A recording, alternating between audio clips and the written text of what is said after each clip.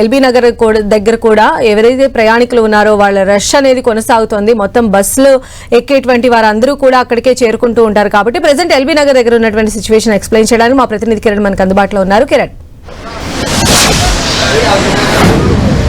సంధ్య సంక్రాంతి సందర్భంగా పట్టణవాసులంతా కూడా పల్లెకి పయనమవుతున్నట్టుగా చెప్పుకోవచ్చు. నిన్నటి మధ్యాహ్నం నుంచి కూడా కొంత క్రౌడ్ పెరిగిన సిచ్యువేషన్ కనిపిస్తుంది. కానీ ఈ రోజు కూడా సెలవు దినం కావడంతో నగరవాసులంతా కూడా పల్లెబాట పడుతున్నట్టుగా చెప్పుకోవచ్చు. ప్రస్తుతానికి నేను ఎల్బీ నగర్ వద్ద ఉన్నాను. ఇక్కడ చూసుకోవచ్చు, ఉదయం 6 గంటల ప్రాంతం నుంచి కూడా కొంత హడావుడి వాతావరణం కనిపిస్తుంది. ఎందుకంటే ముఖ్యంగా ఏపీలోని సరిహద్దు ప్రాంతాల్లో వెళ్లే బస్సుల నుంచి కూడా ఇక్కడ నుంచి ఆపరేట్ అవుతున్న నేపథ్యంలో కొంత క్రౌడ్ అయితే కనిపిస్తుంది. ఈ క్రౌడ్ సాయంత్రం వరకు కొనసాగే అవకాశం కనిపిస్తుంది. ఇక ఈసారి సంక్రాంతి సందర్భం కూడా తెలంగాణ ఆర్టీసీ ప్రత్యేక బస్ సర్వీసులను అందుబాటు తీసుకొచ్చింది. 3400 పైచీలకు బస్సులను కూడా ఈసారి సంక్రాంతి సందర్భంగా తెలుగు రాష్ట్రాలు ముఖ్యంగా తెలంగాణలోని అన్ని జిల్లాలతో పాటు ఏపీలోని మెజార్టీ జిల్లాలు కలిపితే ప్రాంతాలు ఏవైతే వాటికి కూడా ఆపరేట్ చేసిన పరిస్థితి. ఎందుకంటే ప్రతిసారి సంక్రాంతి సందర్భంగా పెద్ద ఎత్తున హైదరాబాద్ వాసులంతా కూడా సొంతూళ్ళకి వెళ్లి సంక్రాంతి పర్వదినం చేసుకోవడం ఆనవాయితీగా వస్తుంది. ఎందుకంటే హైదరాబాద్ నగరంలో మెజార్టీ ప్రజలంతా కూడా ఏపీ ప్రాంతానికి సంబంధించిన వారే ఉంటారు. కాబట్టి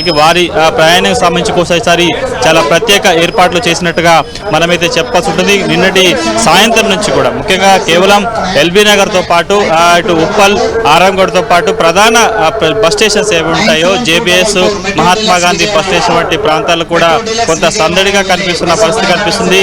గతంతో పోల్చుకుంటే ఈసారి చాలా క్రౌడ్ పెరిగింది. గడిచిన 2 ఏళ్లుగా ఇటు స్పెషల్ బస్సులకు సంబంధించి కూడా అదనపు ఛార్జీలు వసూలు చేస్తున్నా కానీ ప్రయాణికులు మాత్రం వారి గమ్యస్థానానికి చేరుకునేందుకు, సంక్రాంతిని సొంతంలో నిర్వహించుకునేందుకు వారికి వచ్చిన అవకాశాలను కూడా వినియోగించుకున్న దృశ్యాలే మనకి చాలా చోట్ల కనిపిస్తున్నాయి. ముఖ్యంగా చూసుకుంటే మనం నిన్నటి సాయంత్రం నుంచి కూడా కొంత క్రౌడ్ పెరుగుతూ వస్తుంది. నిన్నటి నుంచి కూడా ఇటు ప్రైవేట్ సంబంధించిన ఆర్గనైజేషన్కి సెలవులు ప్రకటించిన నేపథ్యంలో కూడా కొంత విద్యార్థులతో పాటు ఫ్యామిలీస్ అన్ని కూడా పల్లెబాట పడుతున్నట్టుగా మనం చెప్పాల్సింది. ఇక 2 రోజుల పాటు ఉండడంతో ముందస్తుగా వెళ్తే కొంత ట్రాఫిక్ సమస్య కావచ్చు, రద్దీని తట్టుకునే అవకాశం ఉంటుంది. కాబట్టి ప్రయాణికులంతా కూడా ఇప్పుడే ముందస్తుగా వెళ్తున్నట్లుగా మనమైతే చెప్పాల్సి ఉంటుంది. చూసుకోవచ్చు, విజువల్స్లో ఎల్బీ నగర్ వద్ద ప్రతి పండగకు సంబంధించి కూడా స్పెషల్ బస్సులు ఉంటాయి. ప్రయాణికులు కూర్చునేందుకు ప్రత్యేక ఏర్పాటు చేస్తారు. కానీ గతంతో పోల్చుకుంటే ఈసారి ముఖ్యంగా మహాలక్ష్మి పథకానికి సంబంధించిన బస్సులను కూడా సంక్రాంతి స్పెషల్కి వినియోగించడంతో మహిళా ప్రయాణికులు తీవ్ర ఇబ్బందులు పడుతున్న పరిస్థితి కనిపిస్తుంది. వాస్తవానికి స్పెషల్ బస్సులకు సంబంధించి కూడా ఈసారి ఉచిత బస్సుకు సంబంధించిన బస్సులు ఏవి ఉన్నాయో, సంక్రాంతి స్పెషల్ బస్సులు ఏమున్నాయో తెలియక కొంత మహిళా ప్రయాణికులు గందరగోళ పడుతున్న పరిస్థితి కనిపిస్తుంది. ప్రస్తుతానికి అయితే చాలా పెద్ద ఎత్తున ఈసారి హైదరాబాద్ నుంచి కేవలం తెలంగాణ కాకుండా ఇటు ఏపీకి సంబంధించిన ప్రాంతాలకి ఆర్టీసీతో పాటు రైల్వేతో పాటు ప్రైవేటు బస్సులను ఆశ్రయించి కూడా ప్రయాణికులంతా వెళ్తున్న దృశ్యాలు మనకు కనిపిస్తున్నాయి. కాబట్టి ఈరోజు సాయంత్రం, రేపు ఉదయం కూడా కొంత క్రౌడ్ అయితే కనిపిస్తుంది. ప్రస్తుతానికి అయితే ఎల్బీ నగర్ వద్ద ఇప్పుడిప్పుడే మెల్లగా ఇటు నగరవాసులంతా కూడా సొంతూళ్ళకి వెళ్లేందుకు ముఖ్యంగా హైదరాబాద్, విజయవాడ సంబంధించిన నల్గొండ, నార్కెట్పల్లితో పాటు అటు ఖమ్మంతో పాటు వివిధ ప్రాంతాలకు వెళ్లే ప్రధాన మార్గం కావడంతో కూడా ఇక్కడ నుంచి కొంత క్రౌడ్ బాగా పెరుగుతున్న పరిస్థితి కనిపిస్తుంది. కాబట్టి మహాత్మా గాంధీ బస్ స్టేషన్ నుంచి కూడా చాలా బస్సులు ఆపరేట్ అవుతున్నాయి. వీటితో పాటు ఉప్పల్ రింగ్ రోడ్ నుంచి కూడా చాలా బస్సులు ఆపరేట్ అవుతున్నాయి. ముఖ్యంగా దక్షిణ తెలంగాణ, ఉత్తర తెలంగాణ సంబంధించిన ప్రాంతాలు చూసుకుంటే జేబీఎస్ నుంచి కూడా పెద్ద మొత్తంలో ఈసారి ఆర్టీసీ బస్సులు నడుస్తున్న నేపథ్యం కనిపిస్తుంది. కాబట్టి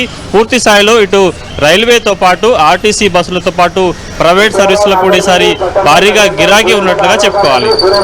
అయితే ఇప్పుడు పండుగ రష్ ని క్యాష్ చేసుకునేందుకు అటు ప్రైవేట్ ట్రావెల్స్ కూడా తమ అంటే టికెట్ల రేట్లు పెంచడం కావచ్చు, లేదా ప్రయాణికులకి సంబంధించి చేస్తూ ఉంటారు. సో దాని పట్ల ప్రయాణికులు ఏం చెప్తూ ఉన్నారు? ఇప్పుడు అక్కడ అంటే సరైన ఫెసిలిటీస్ కల్పిస్తూ ఉన్నారా? అట్లీస్ట్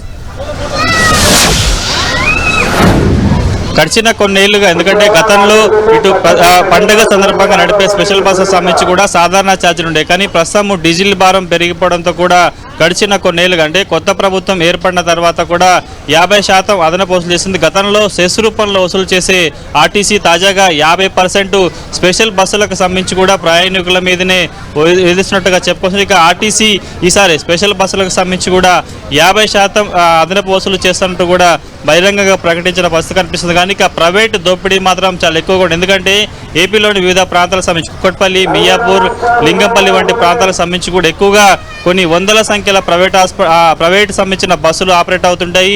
వాటికి కనీసం నియంత్రణ లేకపోవడంతో సుమారుగా 5,000, 6,000 కూడా వసూలు చేస్తున్న పరిస్థితి కనిపిస్తుంది. ఎందుకంటే పండుగ సీజన్లోనే ప్రైవేటు వారికి కొంత ఎక్కువగా లాభాలు వచ్చే అవకాశం ఉంటుంది, ఎక్కువగా కొంత వారికి డబ్బులు వచ్చే అవకాశం ఉంటుంది. కాబట్టి ఇష్టారాజ్యంగా వసూలు ఇప్పటికే తెలంగాణ ఆర్టీసీ కావచ్చు, తెలంగాణ రవాణా శాఖ అధికారులు కూడా ముఖ్యంగా ప్రైవేట్ బస్సులకు సంబంధించి కూడా స్టేరీ క్యాజ్ ఉన్న బస్సులు మాత్రమే నడపాలి, ఛార్జీల విషయంలో కూడా ఖచ్చితంగా కిలోమీటర్కి ఇంతను కూడా వహించాలంటూ కూడా చెప్పారు. గడిచిన కొద్ది రోజులుగా రవాణా శాఖ అధికారులు నగర శివారు ప్రాంతాల్లో కూడా ఆకస్మికంగా తనిఖీలు చేస్తున్నారు. కేవలం మాత్రమే తనిఖీలు చేస్తున్నారు కానీ ఛార్జీల విషయం కావచ్చు, ప్రైవేటు డ్రైవర్లకు సంబంధించిన అధిక వసూళ్ల మీద మాత్రం రవాణా శాఖ అధికారులు పట్టించుకోవడం విమర్శలు వ్యక్తమవుతున్నాయి. కానీ గడిచిన 2 ఏళ్లుగా తెలంగాణ ఆర్టీసీకి సంబంధించి కూడా అదనపు వసూలు చేయడం మీద ప్రయాణికులు పదవిస్తున్న దృశ్యాలు మనకి చాలా చోట్ల కనిపిస్తున్నాయి. రైట్ కిరణ్.